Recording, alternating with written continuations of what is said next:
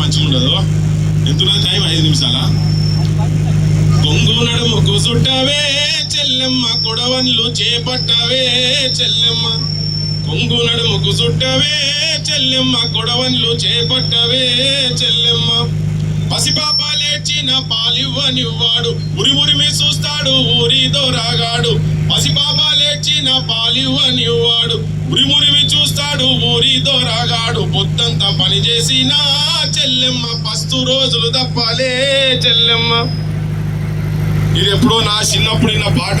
ఇప్పటికింకా మా తల్లులు ఊర్లలో పోతే పస్తు రోజులు తప్పలేవు.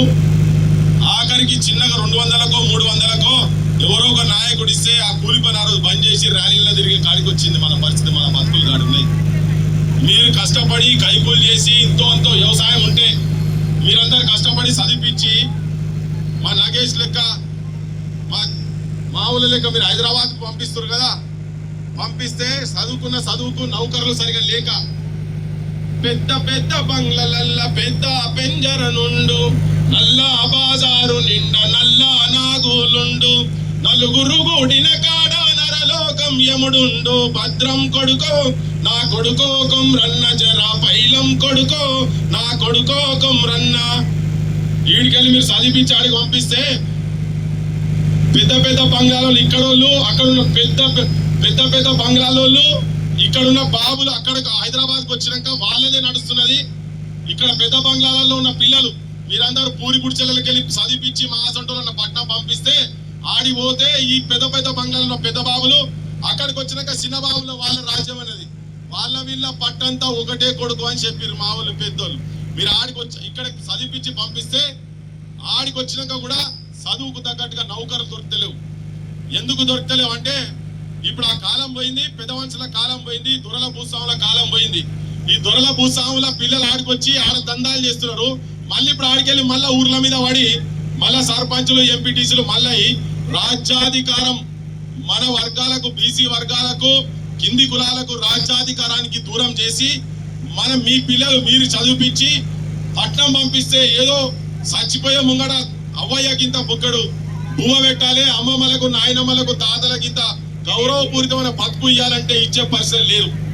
ఎందుకు లేరు అంటే ఇక్కడ మీరు పైసలకు ఓట్లేస్తే ఈ పైసలు సంపాదించుకుంటేందుకు వాళ్ళు దందాలు చేస్తారు తప్ప, అమ్మాయిగో 1 లక్ష రూపాయలు పెట్టో 10 లక్షల రూపాయలు పెట్టో ఇక్కడ మిమ్మల్ని ర్యాలీలో పిలిచిండు అనుకో ఊకే పిలుస్తాడా? తిక్కల వల్ల తెలియదక్కో లేవనా? ఏం చేస్తాడు వీళ్ళు? దాంట్లో వల్ల లాభం వచ్చేది ఉంటేనే చేస్తారుగా, అంతేనా? మీ నెత్తి మీద టోపీ పెట్టేటందుకే మీకు పైసలు ఇచ్చి ఇలా బజాట్ల చిల్లర పైసలకు అమ్ముడు పోయేటట్టుగా చేసి ఓటు నమ్ముకుంటే మీ పిల్లలు, మీ భవిష్యత్ తరాలను ఒక సంకలు ఎత్తుకున్నాడు మావోడు పిల్లగాడు. వాళ్ళ ఆ పిల్లల బతుకులు ఆలోచించండి మీరు ఒకసారి దయచేసి. పైసలకు అమ్ముడు పోకండి. పైసలకు అమ్ముడు పోతే మన గురించి ఎవడు ఆలోచించడు. రేపు పొద్దుగాల 10 మంది మీ ఇళ్ల ముంగడి కాడికి వస్తే మీ పిల్లలు ఏం చదువుతున్నారు, మీకు నౌకరు ఎక్కడ ఉన్నది, మంచిగా తింటుండ్రా లేదా అని మాట్లాడే పరిస్థితి లేదు. తలకాయలను చూసి పైసలు ఇస్తారు. ఇప్పుడు మీరు ర్యాలీలు ఎంతమంది పోయినరో, ఆడబిడ్డలు చాలా మంది పోయారు, చదువుకున్న వాళ్ళు కూడా కనబడుతున్నారు. ఈ చదువుకున్న వాళ్ళకు నౌకర్లు ఉన్నాయా లేవా అని ఎవడు అడిగాడు? అడిగే పరిస్థితి లేదు. ఎవడు అడుగుతాడంటే మీ జాతులకెళ్ళి మీ కులాలకి వచ్చి ఆ బాధలు సాధలు తెలిసినోడే మాట్లాడతారు ఆ మాటలు. మళ్ళా మీరు కూడా ఇంతకుముందు పెద్ద బాబులు పెద్ద దొరలకు వేసినప్పుడు చిన్న దొర వస్తే చిన్న దొర ఇంకా సంఘలాక మనోళ్ళు కూడా తిరుగుతున్నారు. దయచేసి అట్లాంటి కాకుండా, అటువంటి జీవితాలు కాకుండా మీరు మీ బతుకులు తెలిసి మీ ఊర్లో ఉండేటోళ్ళని చూసుకొని మీ బాధలు సాధలు తెలిసిన వాళ్ళను ఓట్లేసి గెలిపించుకుంటే రేపు పొద్దుగాల పావురానికి ఏమన్నా అయ్యో నా బిడ్డలు నా వాళ్ళు నా జాతుల మనుషులు కాబట్టి ఓట్లు వేసుకుంటే మా వాళ్ళకి ఏమైనా చేయాలని ఆలోచన ఉంటది. కానీ పైసలకు మీరు అమ్ముడు పోతే వాడు మిమ్మల్ని అమ్ముకుంటాడు. ఎవరు గెలిచినా కానీ మిమ్మల్ని అమ్ముకుంటాడు. అమ్ముకుని రాలేదా? పుణ్యం చేసి ఆడవా చెప్పవు? అమ్ముకుని రాలేదా? నాకు చాలా బాధ అనిపిస్తుంది. ఒక వరద లెక్క మొత్తం ఆడికి వెళ్ళి ఇక్కడికి మొత్తం వస్తున్నారంటే ఎందుకు వస్తున్నాయి అంటే 200 300 అంట. ఎక్కడున్నామమ్మా? ఏ కాలంలో ఉన్నాం మనము? యాడున్నారు మీరంతా? ఒక 200 300 ఒక రోజు కైకూలి పైసలు కదా. పోకుండా ఆత్మాభిమానంతో ఉంటే ఏమైతుంది? మీ పిల్లలకు అదే నేర్పిస్తారా భవిష్యత్తులో? అమ్ముడు పోవాలరా, మనం అంతా బానిసత్వం చేయాలి, తిరుగుబాటు చేయొద్దు. మనము ఎందుకు చచ్చిపోయినారు? అన్నలలో పోయి కొంతమంది చచ్చిపోయి, తెలంగాణ ఉద్యమంలో నౌకర్లు వస్తలేమని కొంతమంది చచ్చిపోయి, మీరు కన్నా బిడ్డలే కదా ఆడికి వచ్చి మేము కొట్లాడుతున్నాము. మరి ఎంతకాలం నడవాలి దమనకాండ? ఓటు అమ్ముకోకండి. పెద్ద మనిషికి అదే చెప్పిపోయిండు. అమ్మా వెనకట రాచరిక వ్యవస్థలా రాణి గర్భంలో ఎవడుంటే వాడే రాజు, అంతే కదా. రాజుల కాలంలో ఏం జరిగేది? రాణి గర్భంలో ఎవడు పుడితే వాడు గుడ్డోడు కానీ కుంటోడు కానీ మోగోడు కానీ ఏవాడైనా కానీ ఇవన్నీ మాటలు రాని రాకపోని ఏమున్నా కానీ లంగ కానీ దొంగ కానీ రాణి కడుపులు ఉన్నోడే రాజు. కానీ పెద్ద మనిషి ఏం చెప్పాడు మనకంటే ఓటు అనే ఆయుధం ఇచ్చిపోయాడు.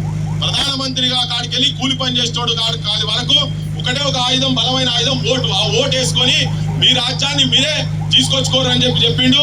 కనుక మీరు అమ్ముడు పోకుండా మీ ఓట్లు మీకే వేసి మీ భవిష్యత్తు పిల్లలకు మీ ఓట్లు వేసి మీరు రేపు పొద్దుగాల మీ పనులు ఏమన్నా కాకుండా అడిగేటట్టుగా ఉండేటువంటి వాళ్ళను మీరు చూసి చదువుకున్న వాళ్ళు ఎంత చదువుని 5వ తరగతి చదవని 6వ తరగతి చదవని మమ్మల్ని అందరికి చెప్తున్నా, మంచోళ్ళని చూసి మీకు అందుబాటు ఉన్న వాళ్ళని చూసి మీరు ఓట్లు వేసుకొని పైసలు ఎవడో ఇచ్చిండు ఒక గడ్డ లెక్క వచ్చిన వాళ్ళకి ₹1 కోటి 2 కోటి రూపాయలట ఏమైనా పర్వాలేదు కానీ సర్పంచ్ అయితే అవుతాన్ని అగో చూడు అలా ఏమో మతలబు లేదు. ఎందుకు వస్తాడు చెప్పు? ఏదో మతలబు ఉంటది కదా. ఆ మతలబే మనల్ని కింది కులాలను పేదోళ్లను బీసీఎస్ ఎస్టీలను ముంచేటువంటి ఆలోచన మీరందరూ. నేను పాట ఉట్టిగా పాడలేదు. ఇంకా కూలి పని చేసుకునే నా తల్లులకు అందరికి చెప్తున్నా, ఇంకా తరాలు పోయినా కానీ మళ్ళా కూలి చేసుకునే కాడికే చదువుకున్న కూలీలు అవుతారు. ఇంతకుముందు చదువుకోని కూలీలు అయినరు, ఇప్పుడు చదువుకున్న కూలీలుగా తయారు కాబోతున్నారు. కనుక మీరు అమ్ముడు పోకండి. మీరందరూ మీ బోండియాలు రాత్రి పోరి మీ మహిళా సంఘాల దగ్గర కూర్చొని మాట్లాడుకోండి. మీ మహిళా సంఘాలు కూడా పైసలు ఇచ్చినట, పైసలు పాడుపడ పైసలు. ఆ పైసలు ఏం చేసుకుంటారు అమ్మా? మాకు మీకు అర్థం కాదు.